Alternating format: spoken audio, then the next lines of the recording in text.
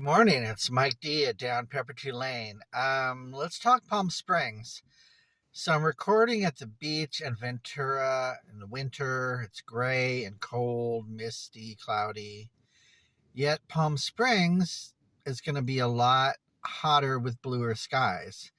It's both Southern California, but you have to understand the differences in the topography. And I don't want people to think Southern California is all the same. It really is a lot of different geography and weather going on just within 100 miles of LA.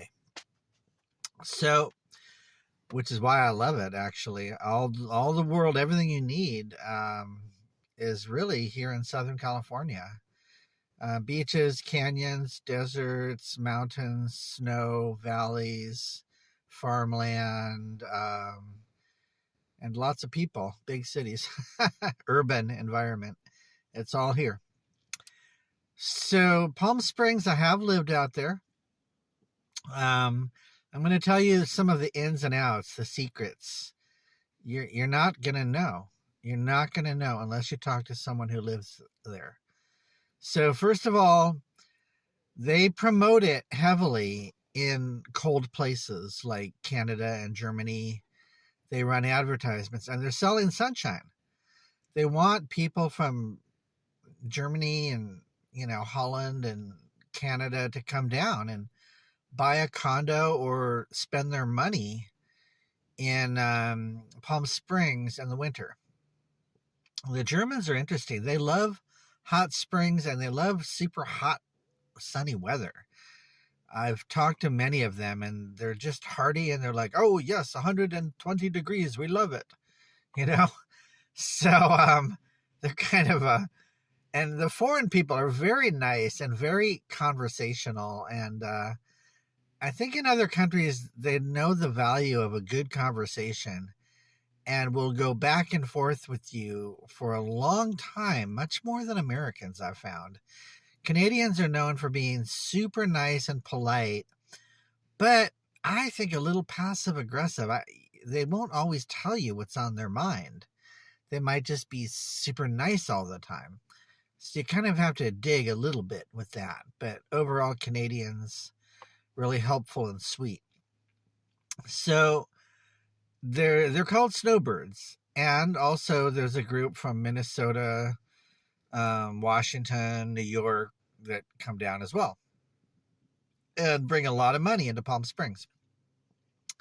So the season is from like November, December. It starts heating up with Canadians and stuff coming in their RVs or renting condos, whatever.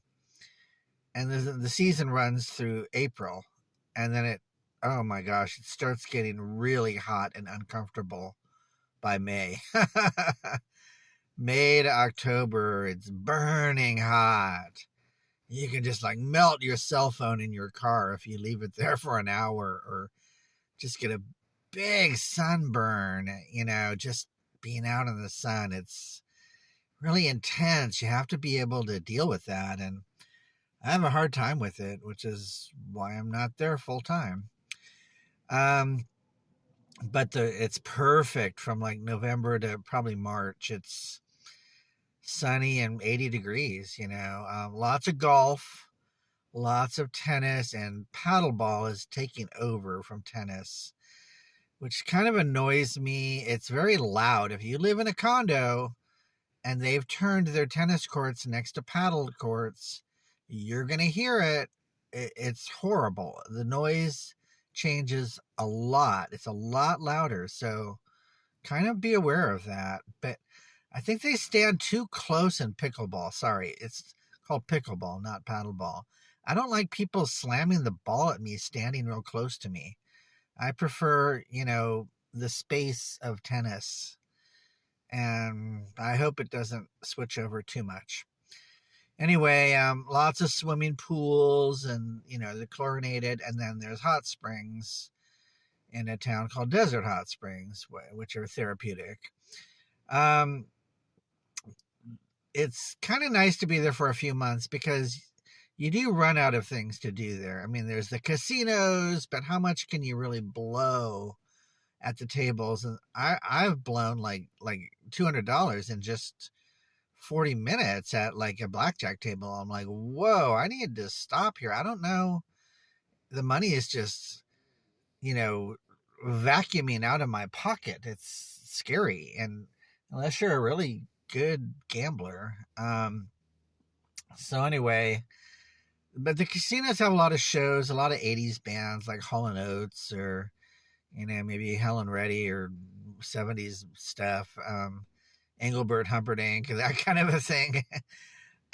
So if you want to see them up close, that's kind of fun. They have a great Main Street. They finally finished it after years of horrible construction and scandal, and the mayor left and blah, blah, blah. But they have wide sidewalks. You can walk for like 20 blocks the whole day. You can spend the whole day just slowly walking and people watching and eating ice cream and eating little chocolates from the stores and going to art galleries and just waffling around. It's the best thing in the world. It's so much fun. So the upper 10 blocks is called the Design District. And a lot of those shops are run by interior decorators. And they're fantastic. They're absolutely, you get the best ideas. And there's an architectural style that's very clean called mid-century modern. You might want to look at that. And there's a modernism week in February. And that's very popular with the youngins, the Generation Z. They love mid-century modern. And they don't like a lot of antiques. They've kind of turned their back on the classic antiques, and but absolutely embrace the clean look of MCM, mid-century modern. So there's a film festival. Sonny Bono started it in January. It's world class. I've worked there as a volunteer to get free access to films. It's so classy. It's so wonderful and amazing, and you get to see all the latest, hottest independent films, you know, and it's an incredible experience. But very crowded, and hotel rates are going to be way up. But Palm Springs Film Festival, it's up there, probably second only to Sundance with Robert Redford, I would think. So anyway, there's you know, they're selling sunshine out there. It's, you know, you're going to end up with a tan and wearing lots of sunblock and, you know, really sometimes avoiding the weather in the daytime if you live out there. But summer nights are fantastic. The sun sets over these giant mountains and then the sky turns pink and purple and orange, and summer nights are fantastic. There's a big gay, lesbian, trans, QIA plus community out there. You have to be able to roll with that if you're going to live out there. If you have issues with that, I would not move to Palm Springs. And a lot of senior citizens that might drive slow or drive golf carts and all of that. And you have to, it's a good place to retire. Let's put it that way. You might not want to live in Palm Springs now. Let's say you're 45 years old. But you might want to think of it when you're like 65. And then you can buy into a mobile home park or a really cool, like, tiny house out there. And there's some lush, lavish mobile home parks out there. And or a condo. Condos are probably going to go up more in value. You do have access to the mountains. There's Big Bear is nearby, and Idlewild is a really great art community that's an hour away of a really scary road that will challenge you. It's just really crazy curvy road with people speeding. But other than that, once you get there, Idlewild is delightful. It's a magical mountain town, and they film Hallmark movies there. That's how beautiful it is. And so I guess some people could live, if you have an RV and you parked it in an RV, you know, area, you could do that in the winter and then go up to Idlewild in the summer. And if you're retired and want an RV life, that's a great way to go. Like I said, you might want some kind of mobility to get out of Palm Springs in the summer. Maybe you can go back to your homestead and your family home in Minnesota or whatever. But I would have an out. And if you're retired, you have an out or a place to go in the summer months. So that's Palm Springs. Like I said, in LA, we use it as a nice, refreshing getaway for the weekend. It's nowhere near as far as Las Vegas. And they have dates. They grow these dates out there that are really wonderful. You dip them in coconut and all this stuff, and date shakes at a place called Hadleys. Remember that name, Hadleys. On Thursday, they have a festival. They close down the street, and it's handmade crafts. It's like the best festival in the world. It's so nice. It's so delightful.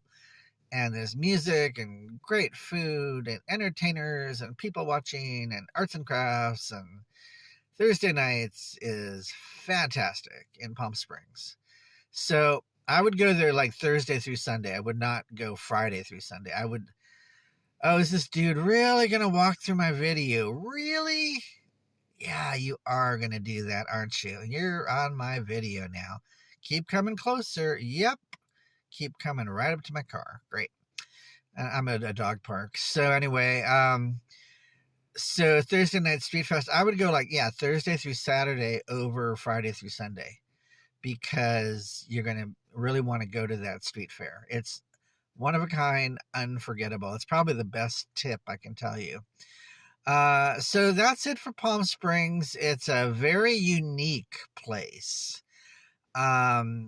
There's nothing like it, and you have to know all of these ins and outs before choosing to live there. If you want to visit, then go for it. Just dive into all the fun and the excitement. But like I said, you really got to be into suntanning and golf and tennis and those kinds of things, and swimming pools. And if you're not, you're going to have to find other things to do there.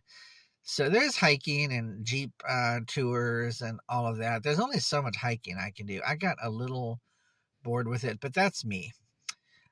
Excuse me. Anyway, as I'm choking here, I'm going to end the video. It's Mike D at Down Peppertree Lane, and come to my shop at downpeppertreelane.com and buy our cool vintage products and jewelry and antiques, and I'll see you next time. Bye-bye.